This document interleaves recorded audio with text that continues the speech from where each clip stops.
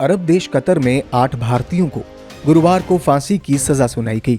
इन सब पर जासूसी का आरोप है। कतर में 8 महीने पहले भारतीय नौसेना के 8 पूर्व अधिकारियों को जासूसी करने के आरोप में गिरफ्तार किया गया था। यह गिरफ्तारी पिछले साल सितंबर में हुई थी। इस मामले में भारतीय विदेश मंत्रालय ने बयान जारी कर कहा है कि मौत की सजा के इस फैसले से हम हैरान हैं। विस्तृत फैसले का इंतजार किया जा रहा है। विदेश मंत्रालय ने कहा कि हम परिवार के सदस्यों और कानूनी टीम के संपर्क में हैं और सभी कानूनी विकल्प तलाश रहे हैं। इस मामले को बहुत महत्वपूर्ण मानते हैं और इस पर बारीकी से नजर रखी जा रही है। सभी कौंसुलर और कानूनी सहायता देना जारी रखेंगे। फैसले को कतर के अधिकारियों के सामने भी उठाया जाएगा। ये सभी ऑफिसर भारतीय नौसेना में अलग अलग पोस्ट पर काम कर चुके हैं। इनके ऊपर इजराइल के लिए जासूसी करने का आरोप है। इन 8 लोगों में प्रतिष्ठित ऑफिसर भी शामिल हैं। इन्होंने कभी प्रमुख युद्धपोतों की कमान संभाली थी। फिलहाल Dehra global technology and consultancy services के लिए काम कर रहे थे।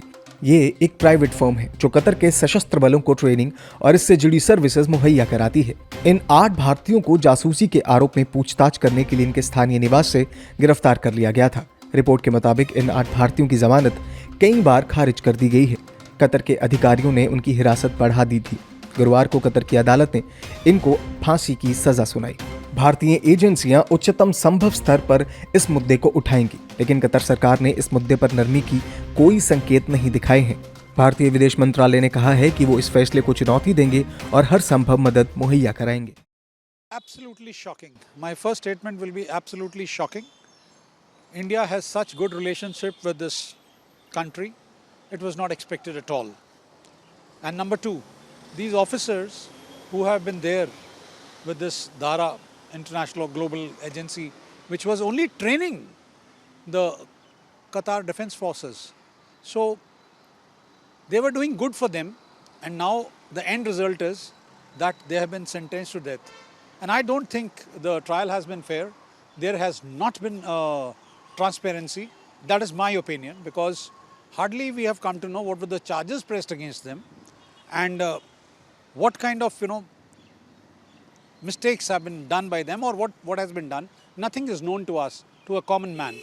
But getting a sentence like this, which in fact the MEA has also come out with the official press statement that it is absolutely shocking, and they are awaiting the details of the judgment, and maybe the next step will be taken then.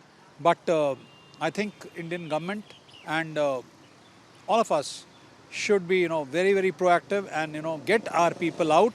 There are veterans.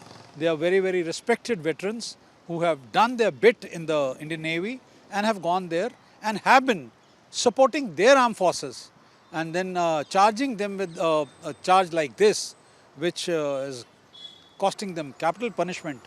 It's beyond my comprehension.